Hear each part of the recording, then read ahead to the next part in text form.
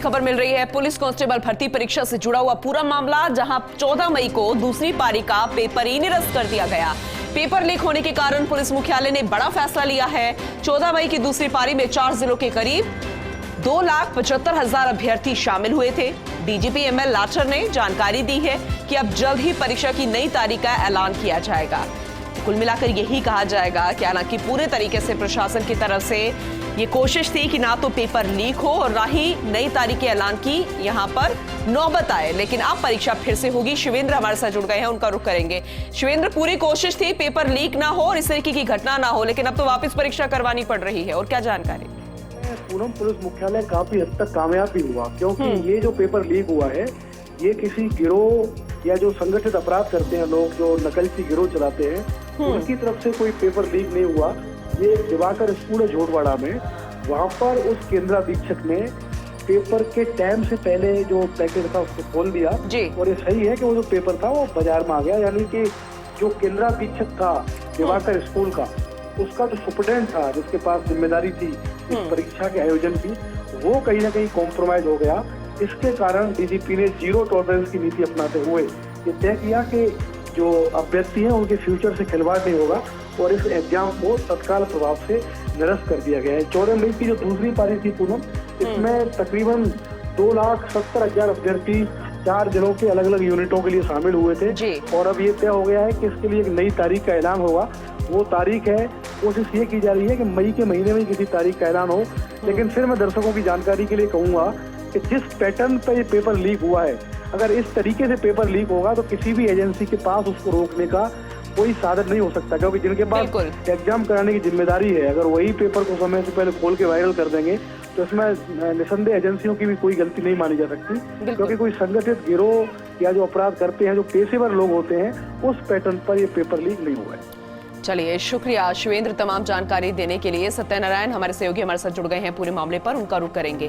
तो 14 मई की दूसरी पारी का पेपर निरस्त कर दिया गया है सत्यनारायण, लेकिन ये सबसे बड़ा इस पूरे मामले में जो अपडेट आया कि स्ट्रांग रूम से लीक हुआ है, यानी कि पूरे प्रशासन के अधिकारी ने ही इसे लीक किया। तो आने वाले समय में भी इस तरीके की घटनाएं हो सकती हैं, क्या कठोर कार्रवाई होगी?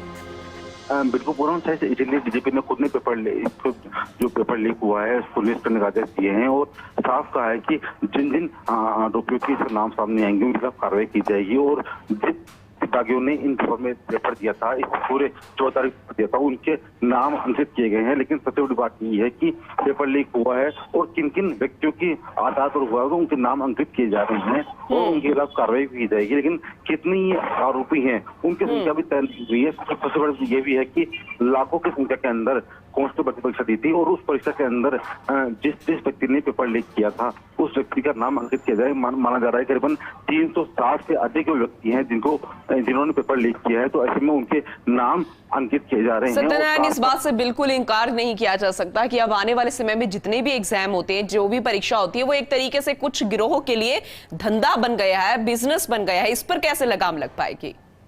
बिल्कुल, जैसे पूनम पहली बार ऐसा हुआ है कि जब पेपर हुआ तो उसमें पूरे जयपुर का जो नेट बंद नहीं किया गया, बल्कि हर केंद्र पर सर्वर लगाए गए, नेट बंद करके नेट बंद। ठीक है, डीजीपी लाठर साहब हमारे साथ जुड़ गए हैं फोन लाइन पर, उनका रुख करेंगे। डीजीपी एमएल लाठर जी, स्वागत है आपका फर्स्ट इंडिया में। आपने जानकारी दी है कि जो पेपर निरस्त हुआ है उसे वापस करवाया जाएगा, आपसे पूरी जानकारी लेना चाहेंगे पूरे मामले में।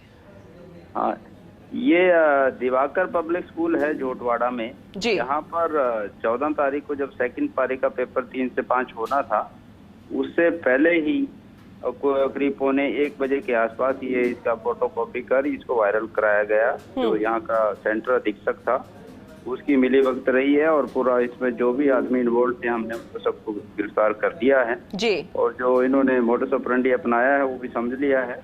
तो इसलिए जो मेहनती बच्चे हैं, जो मेरिटोरियस हैं, उनके साथ अन्याय ना हो, इसलिए हमने इसको तुरंत निरस्त करते हुए इसको दोबारा कराने का निर्णय लिया है। बिल्कुल, और इसकी डेट जल्दी ही अनाउंस करेंगे। लाठर जी, ये जानना चाहेंगे आपसे, क्योंकि हालांकि पूरा प्रशासन जो है वो काफी हद तक कामयाब रहा कि कोई भी गिरोह इस तरीके से लीक ना करे पेपर, लेकिन प्रशासन के अंदर से कोई अधिकारी इस तरीके से स्ट्रांग रूम से लीक कर देगा, ये तो कई सवाल खड़े करता है।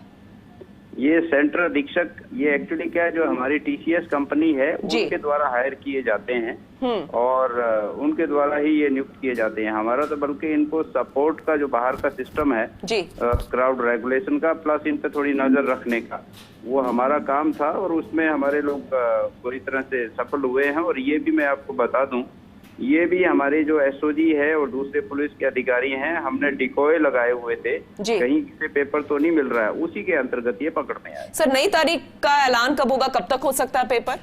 जल्दी ही अनाउंस करेंगे हम, जल्दी। चलिए सर, बच्चे आश्वस्त हो गए हैं इस बात से कि उनकी मेहनत खराब नहीं जाएगी, लेकिन सर आने जाने का किराया, बड़े परेशान होते हैं, बड़ी दूर दूर से आते हैं, उनके लिए कुछ सहायता? अब ये तो देखो सिस्टम में जो ये खामियां हैं इनको दूर करेंगे, देखते हैं क्या होगा। चलिए, बहुत बहुत शुक्रिया लाठर जी हमसे बात करने के लिए। डीजीपी एमएल लाठर जी हमारे साथ जुड़े थे, तमाम जानकारी दी है कि बहुत जल्द पेपर होगा और बच्चों की मेहनत खराब नहीं जाएगी और कठोर कार्रवाई होगी जिन्हें गिरफ्तार किया गया, और आने वाले समय में इस तरीके की घटना ना हो इस पर भी पूरा ध्यान रखा जाएगा।